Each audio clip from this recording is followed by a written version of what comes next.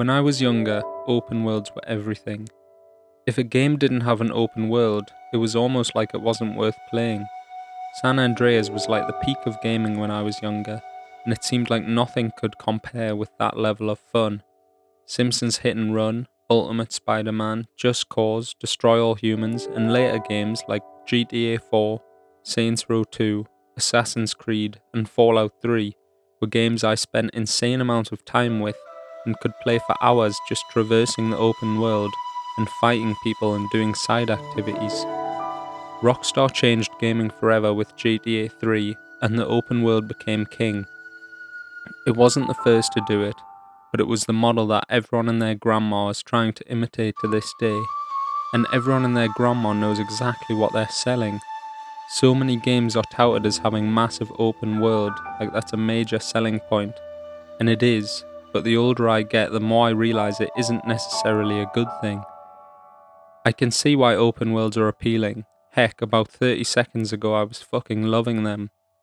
I think at their heart, they represent player freedom and a breakaway from the tailored on-rails experiences of neatly designed levels and story beats into a world of shooting innocent civilians and stealing their cars. Seriously though, open worlds are the embodiment of player creativity and expression. By giving a player a huge world in which to make their own choices about what to do and where to go, developers are putting all the building blocks on the table and allowing players to make their own fun. Unique fun, which feels personal and individual and special. And as much as I would love to say I still fully agreed with that statement like I did when I was younger, on the whole, open worlds these days just feel like a total facade. Open worlds do represent player freedom, but expansive open worlds with relatively little to interact with can feel like you're in a big, dead, grey, barren wasteland, even when they look fucking gorgeous. If there's nothing to do, then they aren't serving the gameplay at all. They aren't making the game better. They're giving you a huge, beautiful playground in which you can't really do anything. It's like the developer has made the table to play with their building blocks absolutely huge, and you're imagining all of the cool things you can do, and they come and put 1 or 2 blocks on the table for you to play with. I think this type of design makes me so sad and frustrated, because the whole point of an open world is about freedom and exploration, and yet most of the time it feels like there's nothing to actually discover, and that the open world is just a huge, beautiful, glorified menu in which to move from one mission to the next. I can't be the only person who feels their immersion totally ruined when only a handful of buildings in an entire city have any use. Like I'm in a wooden Hollywood studio set with nothing behind, no depth. Even in a game like Red Dead Redemption 2, which is so well crafted with an amazing map, it felt like there was no point in exploring. I still did, but I was usually only rewarded with a small item or cigarette card at most, and it didn't feel like I made any meaningful decisions along the way. All I did was ride to a specific place and pick up a specific item. The riding isn't really even a good gameplay mechanic, it's just mashing the X button over and over, yet because the map is so fucking big, half the game is riding your horse. If anything, my more recent experiences with games have shown me that the smaller an open world is, the better, to the point where the places that feel most alive, which I felt like I had the most freedom in, are actually more like levels. Persona 5 Shibuya Central Street takes maybe 30 seconds to walk down, but you can go to the bookstore, rent a DVD, go to the diner, go to the arcade, do the burger challenge, work a part-time job, buy some snacks, buy a gun, buy some drugs, go to the gym, go to the movies, go to a different dimension and fuse your Pokemon stands. This is just one street in the game, and it's a similar story elsewhere. There isn't much gameplay action in most of these activities, but they all represent dynamic choices in how to spend your time by increasing your stats, earning new money, and deepening your relationships with your confidence. In a similar vein, I loved Mario Odyssey's small open levels. They have so much personality and so much to do, with the highest amount being a staggering 104 moons in the Mushroom Kingdom. You can't move without bumping into a moon in that place. Every detail is something to be interacted with and a reward to be gained, and it makes each area feel so alive. Add to that fact that controlling Mario is so fun to begin with, and just triple jumping in circles is amazing, and you could actually play this game in a grey barren wasteland and it would feel great. I think there are a lot of borderline examples to this. I love Death Stranding, and that had a huge open world with gameplay focused on movement mechanics, which made going about the world and making choices about which path to take and how to get to specific places the most fun part of the game. But even though the data chips were nice, I never really felt rewarded for exploring at all. The core game really boils down to how quickly and safely you can get from point A to point B.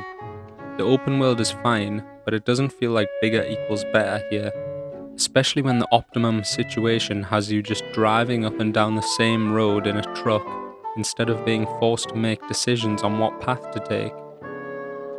The Phantom Pain has this exact same issue, where the open world idea is necessary to allow you to enact all your crazy plans, and you need to be able to approach areas from different angles at different times of day, but other than the specific outposts, the rest of the world is totally empty.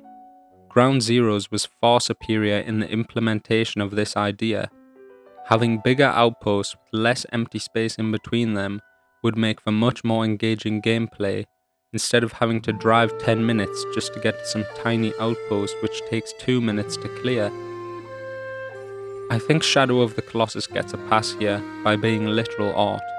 It leans into the empty feeling of beautiful open worlds by making the map almost completely empty. There are no enemies save for the 16 colossi themselves, and the emptiness of the world really hammers home the feeling when you slowly but surely put out the flames of what little life remains in this land.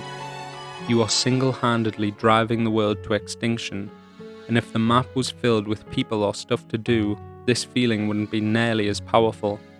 The emptiness is almost deafening as each magnificent titan slowly crumbles to the floor.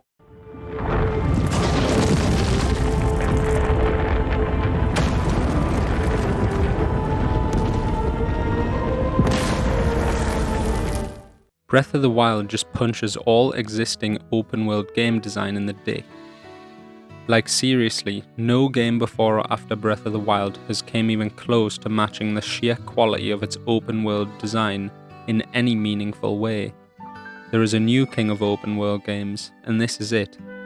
Everything about this game screams exploration and player freedom.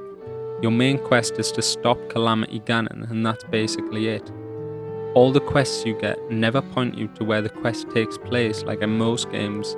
They point you to where you got the quest, and you're expected to figure the rest out for yourself. Instead of the world being empty like most games, Breath of the Wild is fucking covered in shit to do. Enemy camps, Koroks, shrine quests, and shrines themselves litter the entire map. There isn't a single place where you aren't going to find something interesting to do. If you see a funny looking tree or rock formation somewhere on your exploration, you can guarantee there's going to be at least a Korok seed there for you. And the Korok seeds giving you much needed inventory space actually gives you a decent reward for your exploration. Because the game world is based on fundamental underlying principles instead of specific interactions, you have so much more freedom to approach and solve problems creatively. Instead of just going to a place and getting a reward, the puzzles are the main gameplay. Shrines can be completed in multiple different ways, and even though it isn't really linked with the open world, the freedom you have in completing the puzzles further enforces the freedom the whole game is trying to give you. The fact that even rainy weather can have such huge consequences for gameplay makes the world feel so much more alive and fun compared to a game where the weather system just feels like some other nice thing to look at. Even though the movement mechanics aren't as detailed as something like Mario Odyssey, the fact that anything in the game can be climbed further encourages exploration. You don't feel stuck in any place in the game. A lot of games are 3D, but Breath of the Wild seems like one of the only games where verticality is truly explored. In other 3D games, you feel totally hemmed in by not being able to climb over a tiny wall or ledge. In Breath of the Wild, if you can see it, you can go there, and if you can go there, you can climb it. And similar to the weather, those mountains aren't just a pretty view. When you get to the top, you'll be rewarded with a shrine, a Korok seed, a chest, or a weapon. Basically, what I'm trying to say here is that open worlds are just fucking boring in their most common usage. They feel like big grey blank areas with nothing to do. There are a decent number of good open world games, but Breath of the Wild really punched them all in the dick so bad they'll never be able to get up unless they make some drastic changes going forward. A good open world has plenty of stuff to do and is fun to explore and move about. Thank you to Hidemaru Fujibayashi and everyone that worked on Breath of the Wild for making me love open worlds again. Thank you to Cass for the sick beats, and thank you for watching. Cheers.